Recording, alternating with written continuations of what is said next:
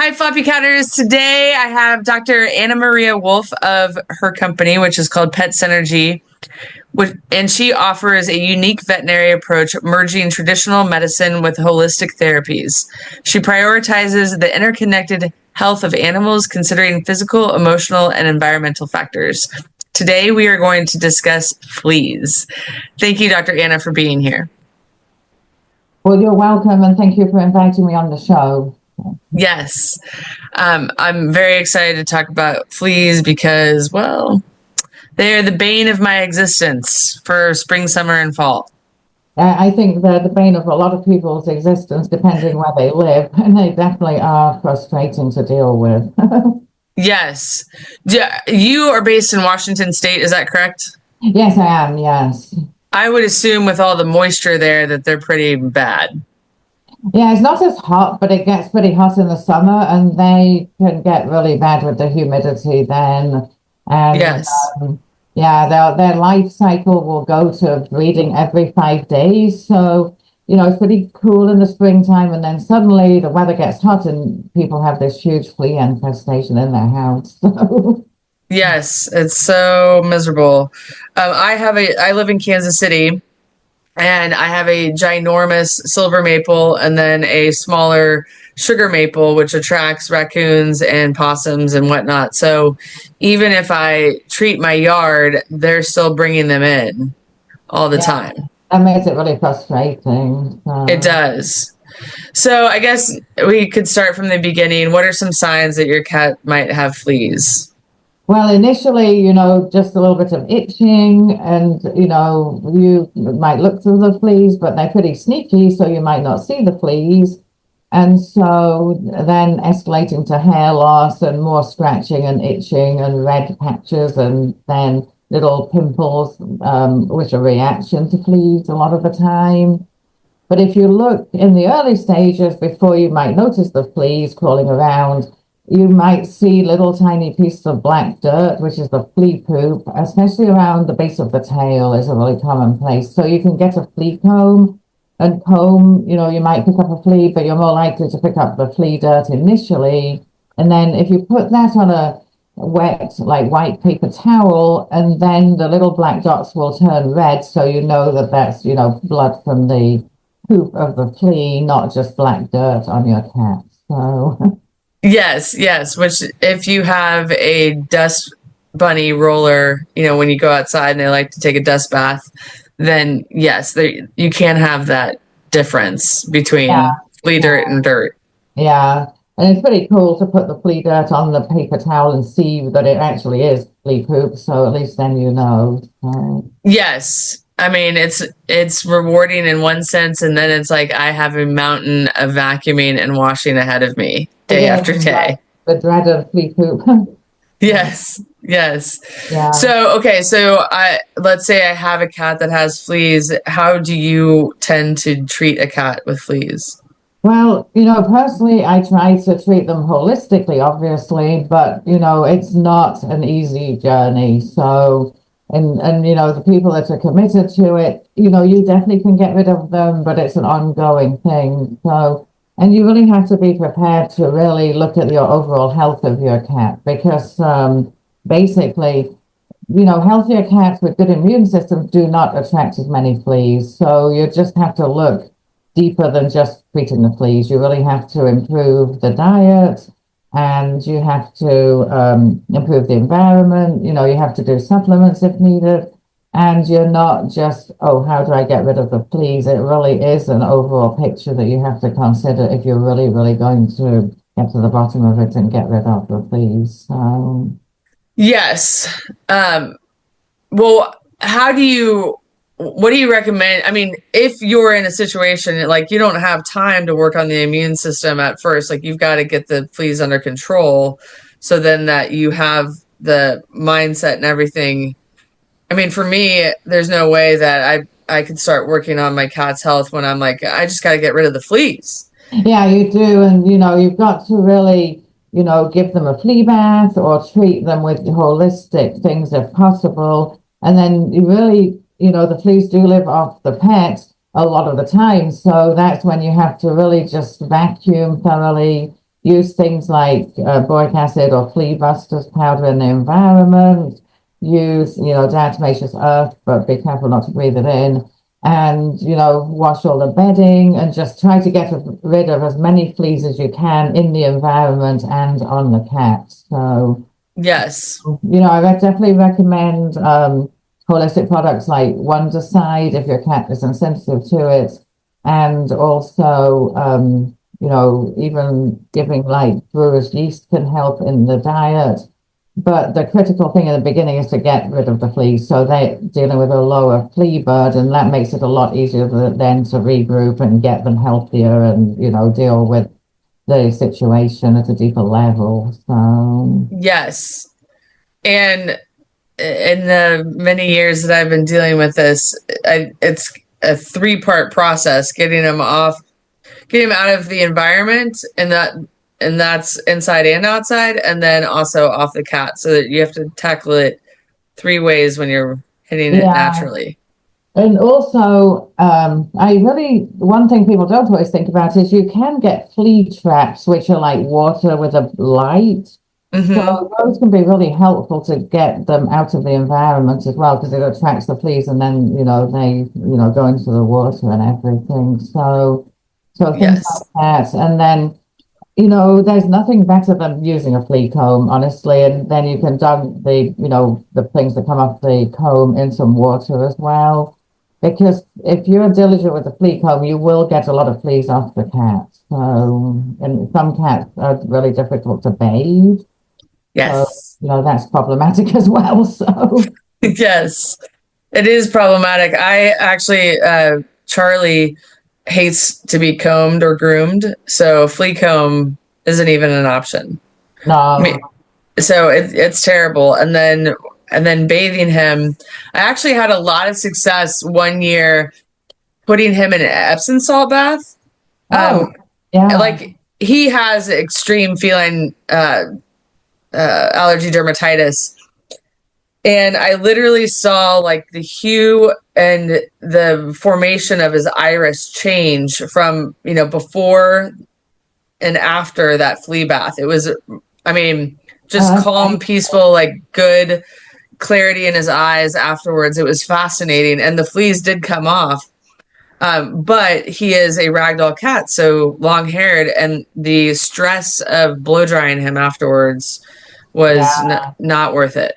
No, that's very stressful. So then, you have to look at other, topical things. So, and that once the fleas are off, I've really had good success with the pet protector tag, which Oh, sort of electronically, which is natural, but you put it on the cat if they have no fleas once you've got rid of them, and it yes. protects from the fleas coming back onto the animal, which sounds a little weird, but people swear by it. My clients have had really good success with that. So I actually don't think it sounds weird, because I do think it's something about Charlie's energy field that attracts them to him.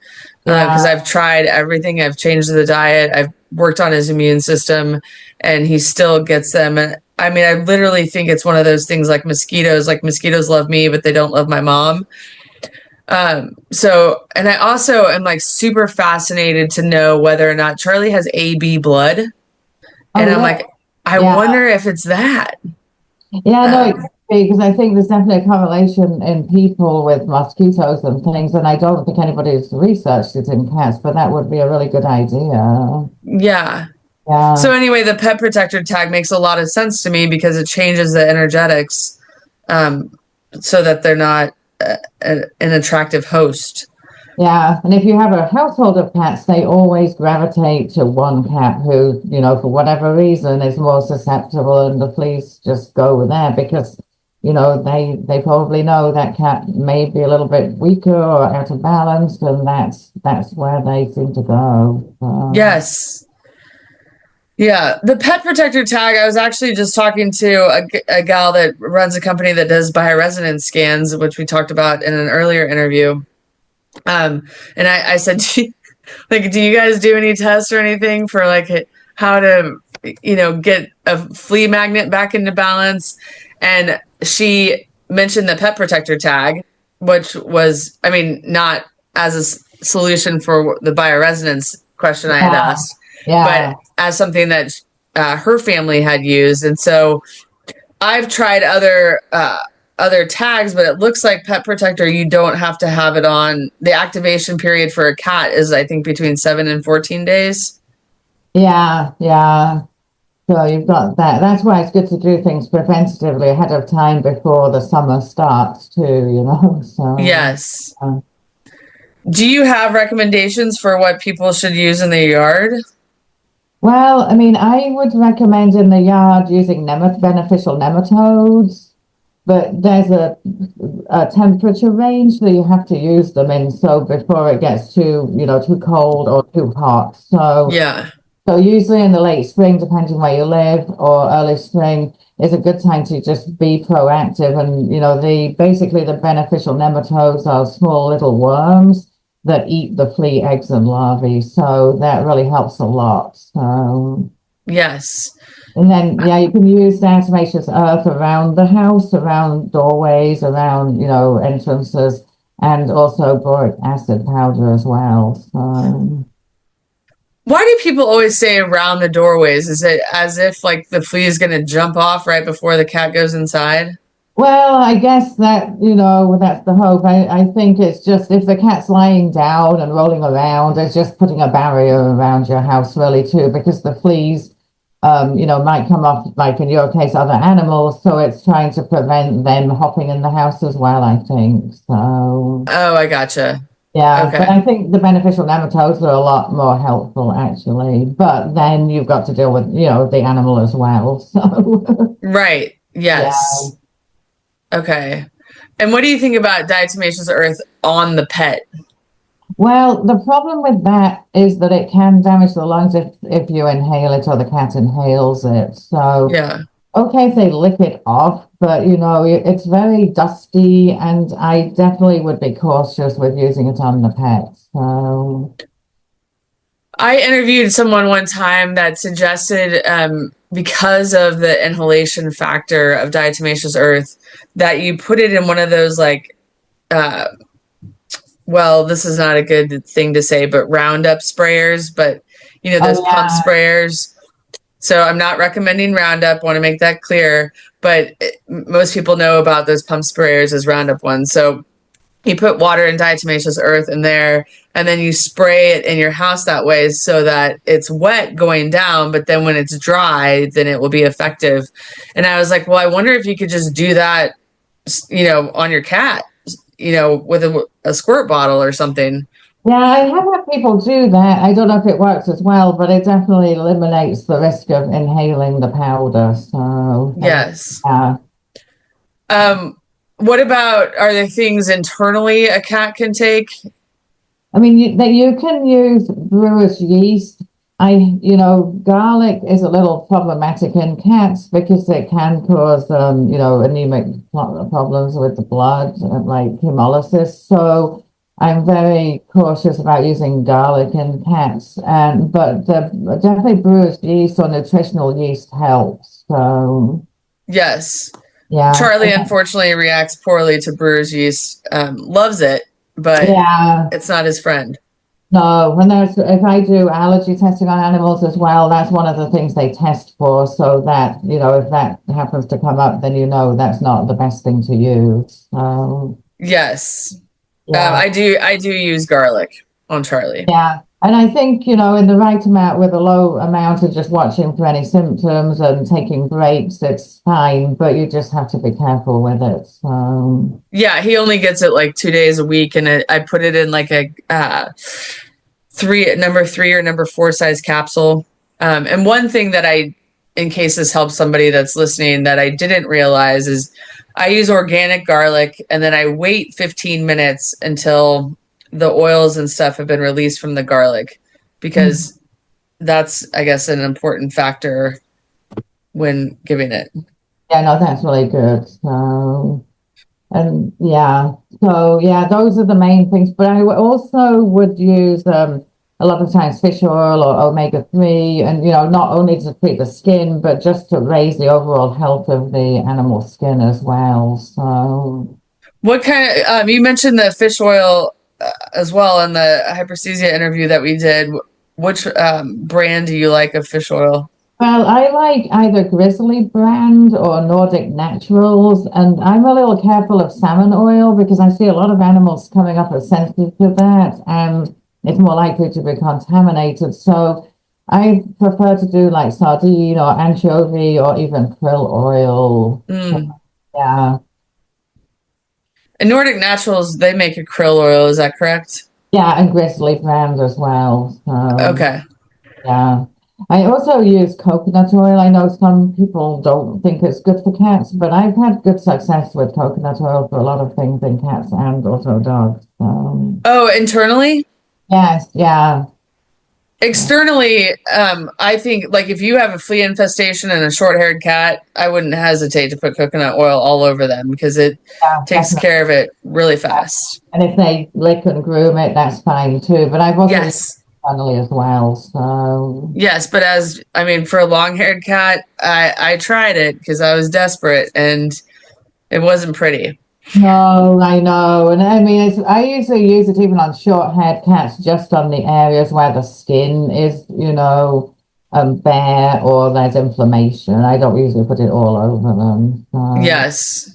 yeah, Well, fleas really hate coconut oil, so yeah. that's yeah. You've got to, you can't have a long-haired cat just be totally covered in coconut oil. So, yeah. How do you dose it for internal stuff? Well, usually for like a 10-pound cat, I would give maybe a quarter of a teaspoon twice a day. And the good thing about coconut oil is they really prefer it to fish oil. So some cats will not eat fish oil, even though you would think they would. So Right. Yes. yeah. Yeah. Hmm. I syringe all of Charlie's supplements, so he doesn't have a choice. Yeah, well But that's I know that's not possible for all no, cats. and sometimes, if there's an alternative where they like the supplement and they'll eat it in the food, then that's obviously better for everybody if you can do it that way. Yes, definitely. Yeah. So you mentioned that, okay, we've got the fleas under control, and then you like to work on the immune system. How do you go about that? Well, I would definitely look at putting them on a healthier diet. And I would also, even for this, look at dietary sensitivities because if your cat is sensitive to one particular food, say it's chicken, and even though they might not obviously have symptoms, over time it's weakening the immune system and it's causing low-grade inflammation. And then the fleas sort of know, oh, this is a good host to jump on now. So I Yeah. would definitely go to grain-free diets, ideally raw food diets, making sure that making sure you're not feeding them meat that could be problematic at the moment. So like chicken and but a lot of cats react to chicken anyhow. But I definitely recommend, natural raw food diets and sensitivity testing and avoiding carbohydrates and fillers and legumes and things they wouldn't necessarily eat normally in their Yes. yeah. Yeah. Um, what about homeopathically? I should have asked that about fleas. Do you use Well, any?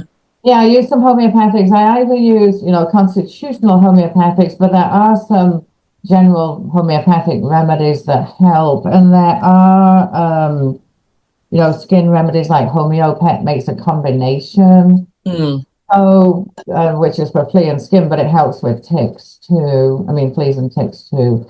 And so I would, oftentimes sulfur is a good homeopathic remedy to use on cats with fleas because it just generally works with parasites. So even though it might not be the constitutional remedy, it's going to help, the cat repel the fleas.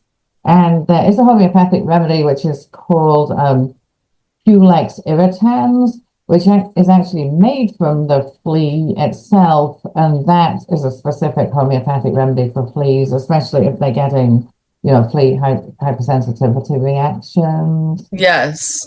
Yeah. Huh. But some homeopathics like Homeopet, generally they make combination remedies that are low potency. So those are pretty safe to use and they can be definitely effective or part of the treatment plan for fleas. So Okay. yeah. Hmm.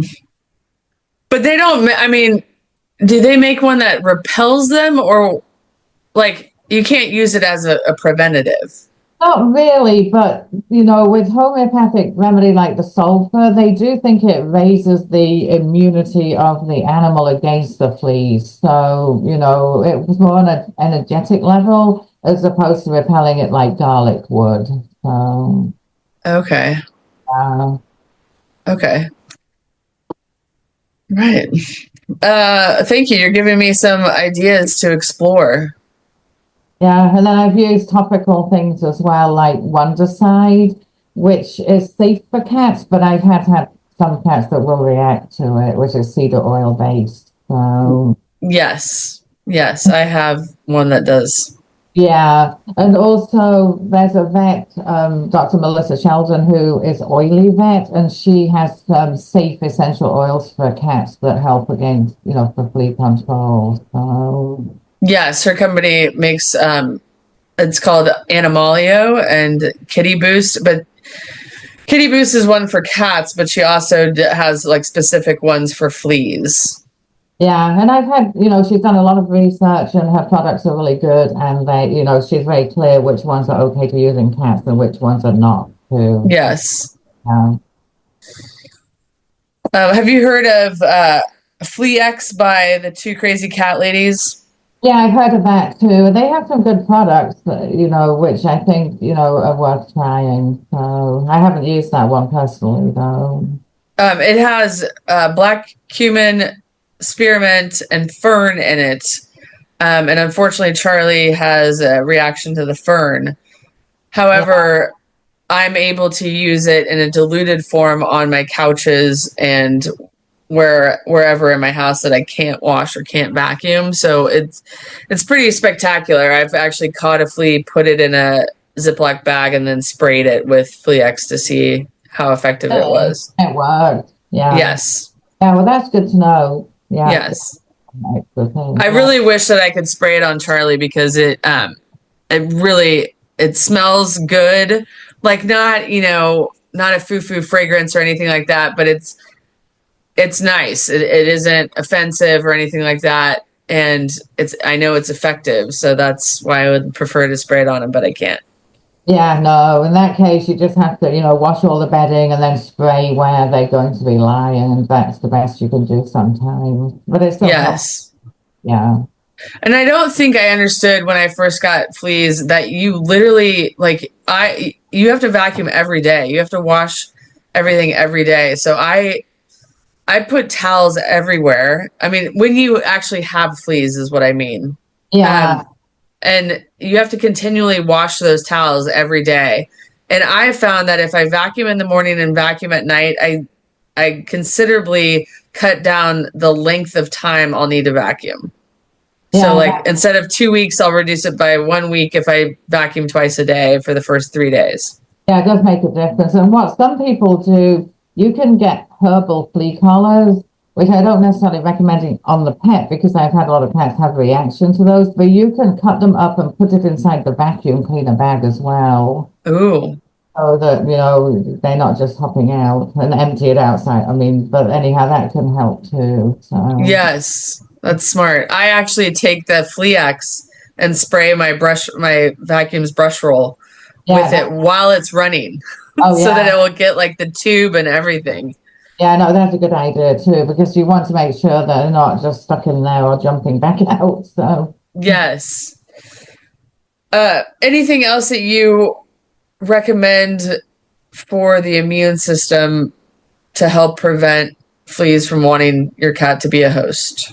Well, I would definitely do probiotics because I think that, and again, anything to do with the digestive tract that we talked about, about hyperesthesia, that's also an immune system weakness. So I would definitely usually do a probiotic, and you can do other things like colostrum for immune support and specific things like that. And also, I mean, getting the animal, the cat back in balance with even Chinese herbs and things like that can help too. So, what probiotics do you like? Because there's so many on the market.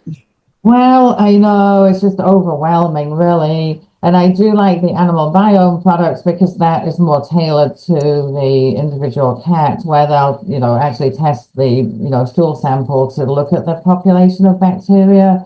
And then they recommend probiotics in particular for that. Yes. Also, yeah, I like total biotics are good. I mean, and I try to stay away from like Fortiflora or just the more commercially produced ones. And Have you had any or used at all Adored Beast Apothecaries? yeah, I use Adored Beast. I mean, there's so many out there. I do like Adored Beast, and Vitality Science has a good pre and probiotic. So that's also something to consider, is to do a prebiotic, which basically supplies nutrients to the probiotics. So Yes. bacteria that are already in there. So Yes, I give my cat Adored Beast and as well as Vitality Science. That I don't know if it's a pre and probiotic one, but it's the black one. yeah, Do you know what I'm talking? yeah, no, I think that one definitely is. So also, Yeah. I think that sometimes changing probiotics is good, because one probiotic like the Adored Beast might be good, and then they might still be lacking something. So changing to a different one and not just using the same one all the time is good. Yes, definitely. Yes, and Julianne Lee of Adored Beast always says it's good to rotate what she offers anyway. So I agree. Yeah, definitely. So, but that can definitely help. And, then just specific supplements or herbs or Chinese herbs for that individual cat too. So, Okay. Okay.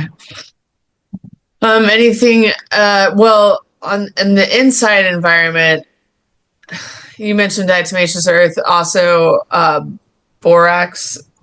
yeah, borax or flea buster powder, which is the same thing. And there are some natural flea control companies who will come out and treat your house. You just have to make sure that they are as natural as they say too. So, and so Yes. that can be easier than you having to do that every day and vacuum it up and, Yes.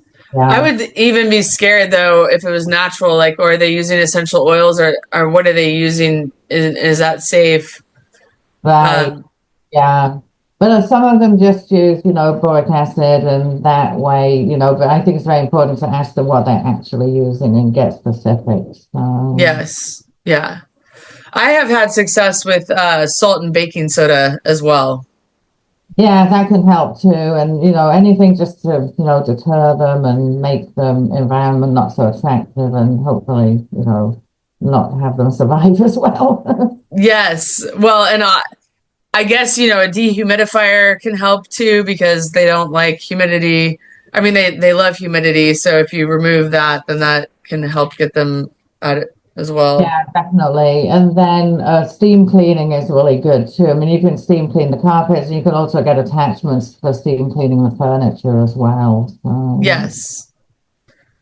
yeah, but Well, it's a multifaceted approach, unfortunately. yeah. Yes.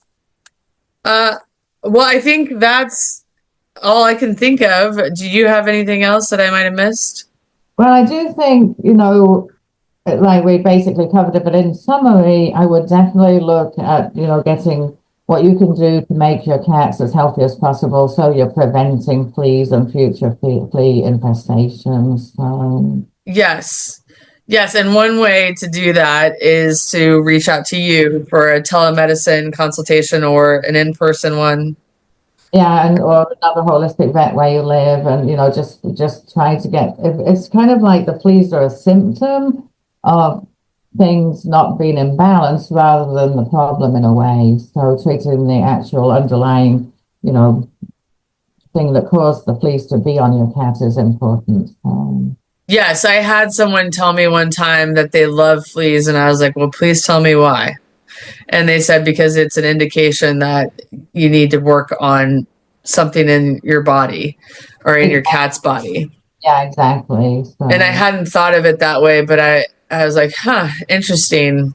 Um, so I did have Charlie on Raw for 2 years, and then he ended up with a GI issue last August, and I had to take him back to Can, but it didn't matter in those 2 years. It didn't change anything. We still got the damn things. So yeah, um, I'm I would love for him to be back on Raw, but he's a kidney cat, so I don't think that that's going to happen.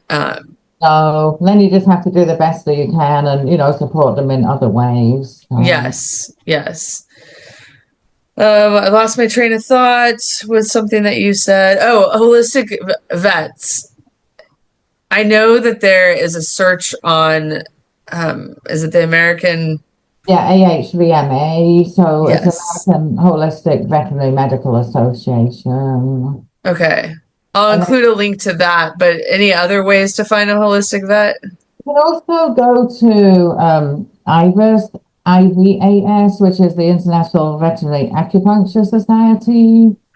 And there's also, I think it's CIVT, but that is so CIVT has a list of integrative vets, and that's College of Integrated Veterinary Therapies. Okay. And I think their website is it's civtedu.org. Okay.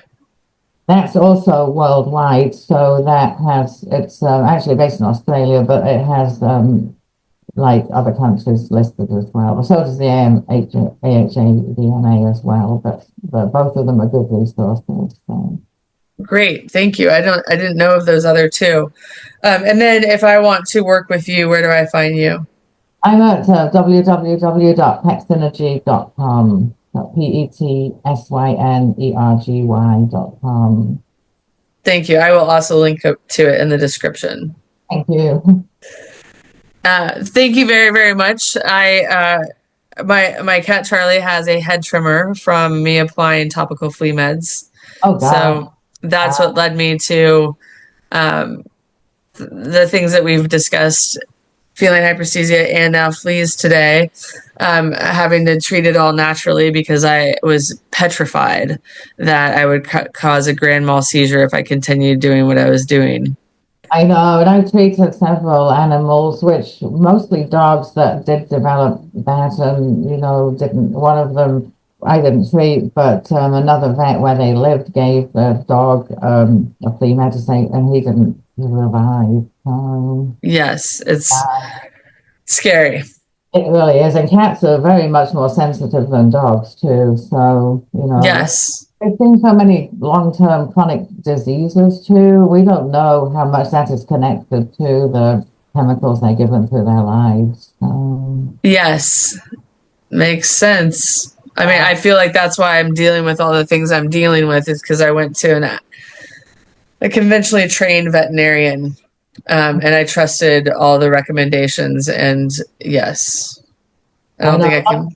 Yeah, a lot of people start with me with their animal that's been, treated that way, and then they start off with their, next generation of animals or younger animals holistically, and then they realize, wow, these animals are so much more healthy. So. Yes, I'm not looking forward to Charlie's death because I just had a death last June, but I am looking forward to that. It will be a completely different start for my next generation. Yeah.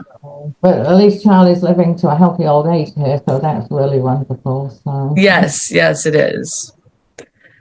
Dr. Anna, thank you very, very much for being here and sharing your wisdom.